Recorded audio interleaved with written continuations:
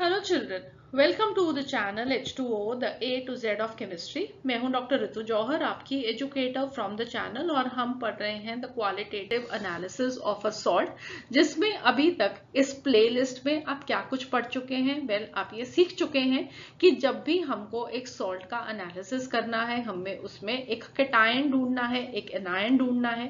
Cation को हम basic radical भी कहते हैं, एनायन को हम एसिड रेडिकल भी कहते हैं। क्यों कहते हैं ये मैं आपको ऑलरेडी लेक्चर नंबर 1 में सिखा चुकी हूँ।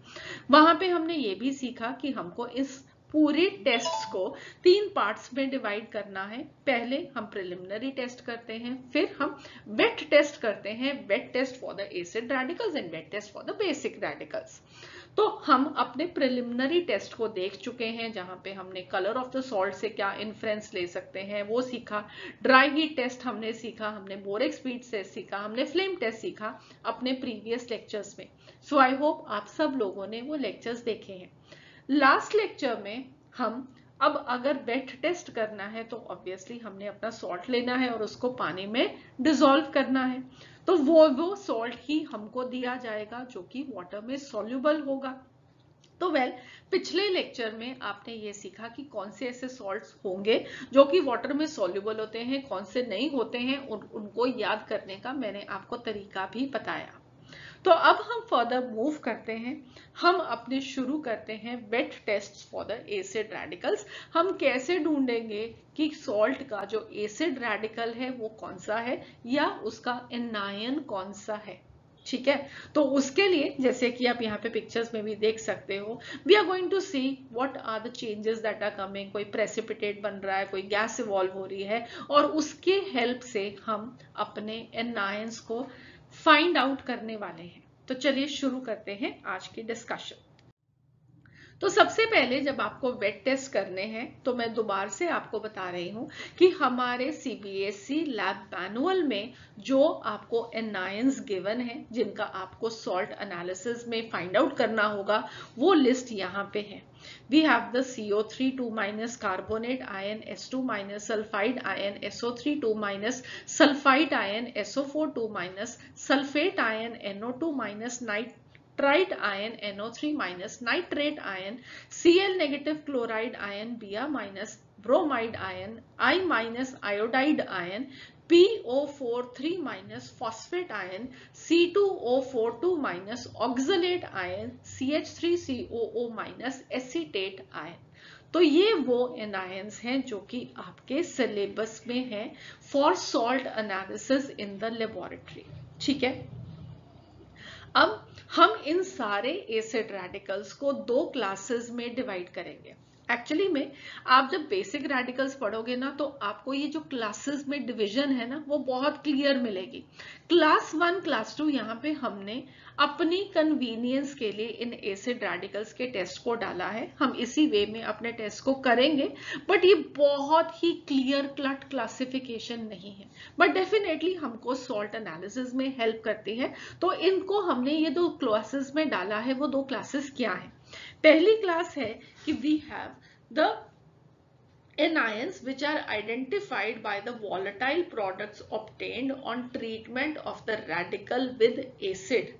तो हम अपना पानी लेंगे, पानी के अंदर अपने सॉल्ट को डिसॉल्व करेंगे, फिर उसके अंदर हम एक एसिड डालेंगे और एसिड के साथ हम देखेंगे कि कुछ वॉलेटाइल प्रोडक्ट्स बनते हैं। वॉलेटाइल का मतलब जो कि बहुत इजीली अपनी गैसियस स्टेट में कन्वर्ट हो जाते हैं। तो हम उन वॉलेटाइल प्रोडक्ट्स को, हम जो गैसेस इवॉल्व होंगी उनके बेसिस पे उन एनायंस को, उन एसिड रेडिकल्स को आइडेंटिफाई करेंगे। और दूसरी क्लास में हम उन को आइडेंटिफाई करेंगे जहां पे कोई वॉलेटाइल प्रोडक्ट नहीं बन रहा। हम उनकी रिएक्शंस इन सॉल्यूशंस देखेंगे, कोई प्रेसिपिटेशन रिएक्शंस हो रही होंगी, उन सब के हेल्प से हम अपने एसिड रेडिकल्स को आइडेंटिफाई करेंगे। हमको एसिड रेडिकल्स को कैसे टेस्ट करना है? हमको उसका एक सॉल्यूशन बनाना है और फिर उसके अंदर एक एसिड डालना है। एसिड जैसे कि फॉर एग्जांपल सल्फ्यूरिक एसिड, या आप यहाँ पे हाइड्रोक्लोरिक एसिड भी डाल सकते हैं। अब आपका क्वेश्चन होगा कि मैम कौन से वाला डाइल्यूट या कंसंट्रेटेड? तो बिल्कुल सही क्वेश्चन पूछा आपने कि कौन सा एसिड डालेंगे, डाइल्यूट डालेंगे या कंसंट्रेटेड डालेंगे। तो वेल, अब हम ये क्लास 1 को, जहां पे हमको वॉलेटाइल प्रोडक्ट्स के बारे में पता करना है, हम उसको कैसे पता करेंगे? पहले हम टेस्ट करेंगे डाइल्यूट सल्फ्यूरिक एसिड के साथ, और फिर अगर हमें वहां पे कोई इंफॉर्मेशन मिलती है तो बहुत अच्छी बात है, तो हम उसके कंफर्मेटरी टेस्ट कर लेंगे। अगर हमें वहां से कोई इंफॉर्मेशन नहीं मिल रही है तो then we will move on to the next step, और वहां पे हम कंसंट्रेटेड सल्फ्यूरिक एसिड डालेंगे। I will explain you each and everything one by one in detail, बिल्कुल भी कोई चिंता की बात नहीं है, ठीक है। तो क्लास 1 में हमको वोलेटाइल प्रोडक्ट चेक करना है एसिड डाल के, और क्लास 2 के अंदर हमको रिएक्शन इन सॉल्यूशंस देखनी है, प्रेसिपिटेशन रिएक्शंस एक्सेट्रा की हेल्प हम लेंगे यहाँ पे, राइट। अब क्लास 1 में हम क्या कर रहे हैं, हम सल्फ्यूरिक एसिड डाल रहे हैं। हम डाइल्यूट सल्फ्यूरिक एसिड पहले स्टेप में डालेंगे, अगर कुछ पता लगा वेरी गुड, नहीं पता लगा तो कंसंट्रेटेड सल्फ्यूरिक एसिड। अब ये एसिड हमको देते क्या है, आप ये तो बताओ। वेल, आप सबको मालूम है एसिड है तो वो हमको देते हैं H पॉजिटिव आयंस, राइट। तो डाइल्यूट H2SO4 क्या देगा, हमको H पॉजिटिव आयंस देगा, बट वो डाइल्यूट है, वो हमको कम H पॉजिटिव आयंस देगा इन कंपैरिजन। अगर हम कंसंट्रेटेड सल्फ्यूरिक एसिड डालेंगे तो हमको जो H आयंस मिलेगी उनकी कंसंट्रेशन ज्यादा मिलेगी, ठीक है। तो ये हमारा फर्क हो जाएगा डाइल्यूट H2SO4 और कंसंट्रेटेड H2SO4। बट ये जो कंसंट्रेटेड H2SO4 है ना, ये और भी काम करता है, आपको मालूम है। एक तो बहुत ज्यादा H आयंस देगा, भरमार में H आयंस देगा in comparison to dilute sulphuric acid. उसके साथ साथ it also acts as a dehydrating agent.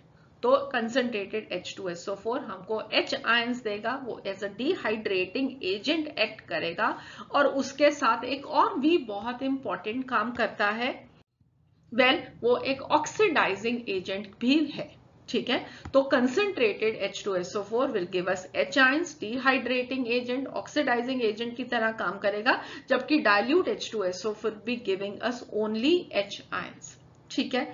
सो इसके बेसिस पे हम अब ये क्लास 1 को आगे फर्दर 2 पार्ट्स में डिवाइड कर देंगे, जहां पे हमको कुछ एनायंस के बारे में इंफॉर्मेशन मिलेगी with the help of dilute H2SO4, और दूसरी क्लास हो जाएगी जहां पे हमको इंफॉर्मेशन मिलेगी विद कंसंट्रेटेड H2SO4, ठीक है। और दोनों ही केसेस में होगा क्या, कुछ वॉलेटाइल प्रोडक्ट्स मिलेंगे हमको, जिसके बेसिस पे हम बता पाएंगे कि कौन सा एसिड रेडिकल होता है। बट अगेन वो कंफर्मेटरी टेस्ट नहीं होंगे, वो भी हमारे लिए सिर्फ एक प्रिलिमिनरी इंफॉर्मेशन ही होगी, ठीक है। वो कंफर्मेटरी नहीं होंगे, बट हाँ, जो हमको आइडिया मिलेगा उसको हम कुछ और टेस्ट की हेल्प से कंफर्म करेंगे, और उससे हमारा एसिड रेडिकल हमको पता लग जाएगा, ठीक है।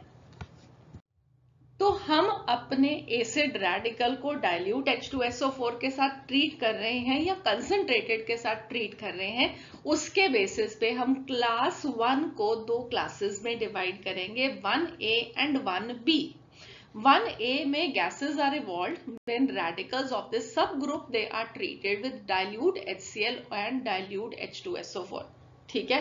तो या डाइल्यूट HCl डाल दो या डाइल्यूट H2SO4 डाल दो, गैसेस इवॉल्व को देखेंगे और उसके बेसिस पे हम बताएंगे कि कौन सा रेडिकल हो सकता है। तो इस 1A ग्रुप में कौन कौन से एनायंस आएंगे, carbonate ion CO3 2-, bicarbonate ion HCO3-, sulphide ion SO3 2-, bisulphide ion HSO3-, S2O3 2- is thiosulfate ion, S2- is sulfide, NO2- is nitrite, CH3COO- is acetate, ठीक है।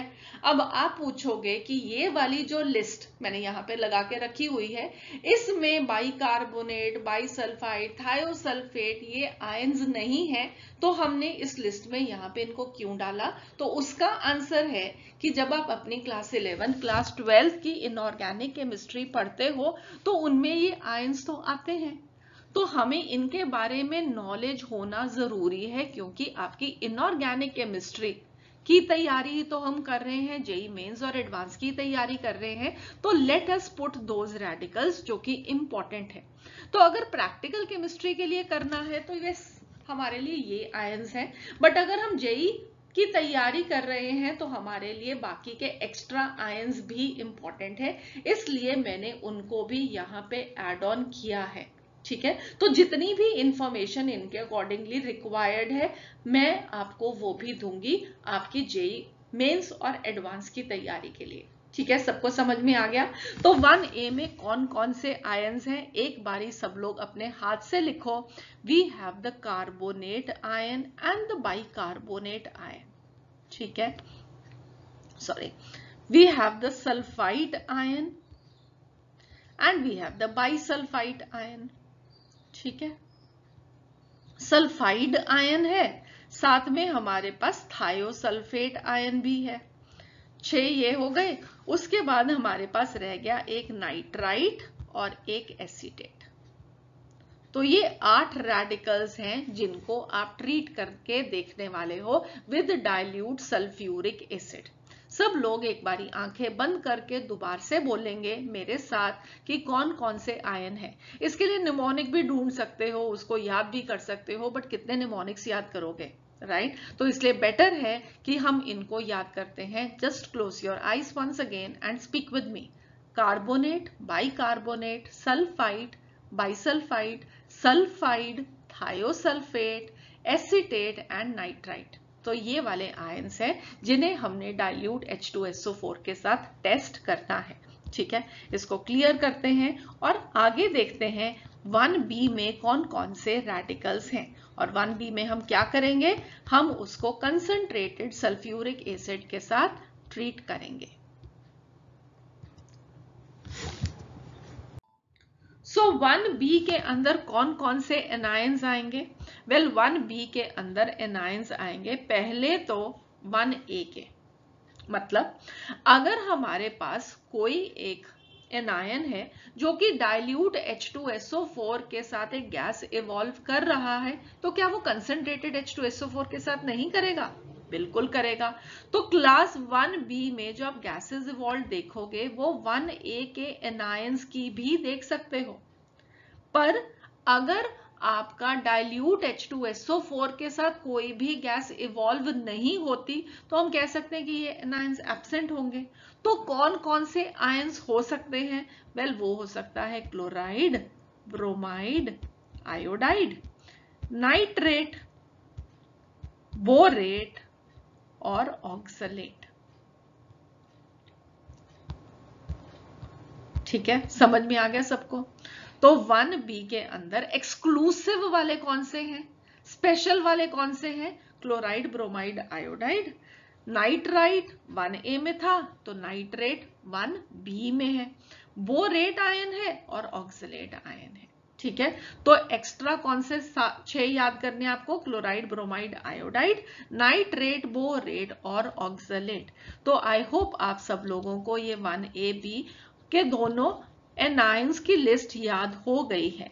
एक बारी फिर से आंखें बंद करके सब लोग 1A और 1B के रेडिकल्स को दोबारा से बोलो। ये लिस्ट आपके लिए इंपॉर्टेंट है, याद करनी जरूरी है। ठीक है, तो जल्दी से 1A के अंदर carbonate, bicarbonate, sulphide, bisulphide, sulphide, thiosulphate, nitrite और एसीटेट। और 1B के अंदर क्लोराइड, ब्रोमाइड, आयोडाइड, उसके बाद नाइट्रेट, बोरेट और ऑक्सलेट। ठीक है, सबको याद हो गए? ग्रेट। सो अब हम चलते हैं आगे क्लास 2 पे। तो क्लास 2 तक आप कैसे पहुंचे? आपने पहले एक वाटर सॉल्यूशन बनाया था सॉल्ट का, फिर आपने उसके अंदर डाइल्यूट H2SO4 या डाइल्यूट HCl टेस्ट किया, कोई भी गैस की एवोल्यूशन नहीं हुई। फिर आपने उसके साथ कंसंट्रेटेड H2SO4 का टेस्ट किया, कोई भी गैस की एवोल्यूशन नहीं हुई। इसका मतलब है कि क्लास 1 वाले रेडिकल्स जो हैं वो एब्सेंट हैं। तो हम क्लास 2 पे चलते हैं जहां पे रिएक्शंस इन सॉल्यूशंस पे ये क्लासिफिकेशन बेस्ड है। हम यहाँ पे देखेंगे कि आइडेंटिफिकेशन जो होगी that will be based upon the precipitation reaction in 2A। मतलब यहाँ पे 2A भी है और एक 2B भी है। तो 2A में कौन कौन से एनायंस हैं? सल्फेट है, फॉस्फेट है, क्रोमेट है और डाइक्रोमेट है। क्रोमेट डाइक्रोमेट अगेन आपके सिलेबस में तो नहीं है। फॉर सॉल्ट एनालिसिस आपको सॉल्ट नहीं दिया जाएगा, जैसे कि पोटेशियम डाइक्रोमेट, पोटेशियम क्रोमेट या सोडियम क्रोमेट, ऐसे सॉल्ट आपको नहीं गिवन होंगे सॉल्ट एनालिसिस के लिए। बट क्या हमने इनको डी ब्लॉक एलिमेंट्स में नहीं पढ़ा क्लास 12th में? यस, हमने पढ़ा है, इसीलिए वो यहाँ पे इस लिस्ट में है। ठीक है, तो यहाँ पे कंपाइलेशन किसकी है?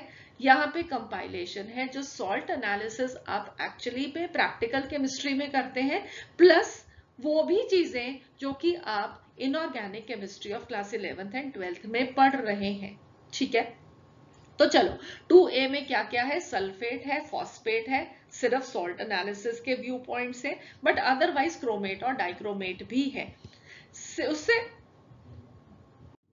नेक्स्ट है हमारे पास 2B, जिसके अंदर हम आइडेंटिफिकेशन करेंगे on the basis of oxidation reduction reactions, जहां पे हमारे पास है मैंगनेट पर मैंगनेट, क्रोमेट और डाइक्रोमेट। तो इनके बारे में हम जैसे जैसे आगे लेक्चर्स बढ़ाएंगे उस पर स्टडी करेंगे।